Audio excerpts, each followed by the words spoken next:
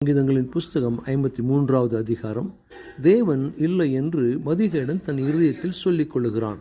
அவர்கள் தங்களை கெடுத்து அருவருப்பான அக்கிரமங்களை செய்து வருகிறார்கள். நன்மை செய்கிறவன் ஒருவனும் இல்லை. தேவனை தேடுகிற உணர்வுள்ளவன் உண்டோ என்று பார்க்க தேவன் பரலோகத்திலிருந்து மனுபுத்திரரை கண்ணோக்கினார். அவர்கள் எல்லாரும் வழி விலகி ஏகமாய் கெட்டுப்போனார்கள். நன்மை செய்கிறவன் இல்லை, ஒருவனாகிலும் இல்லை. அக்கிரமக்காரருக்கு அறிவு இல்லையா? அப்பத்தை பட்சிக்கிறது போல என் ஜனத்தை பட்சிக்கிறார்களே. அவர்கள் தேவனை தொழுது கொள்ளுகிறது இல்லை. எனக்கு விரோதமாய் பாளையம் இறங்கினவனுடைய எலும்புகளை தேவன் சிதற பண்ணினபடியால் பயமில்லாத இடத்தில் மிகவும் பயந்தார்கள். தேவன் அவர்களை வெறுத்தபடினால் நீ அவர்களை வெட்கப்படுத்தினாய். சீயோனிலிருந்து இஸ்ரவேலுக்கு ரட்சிப்பு வருவதாக.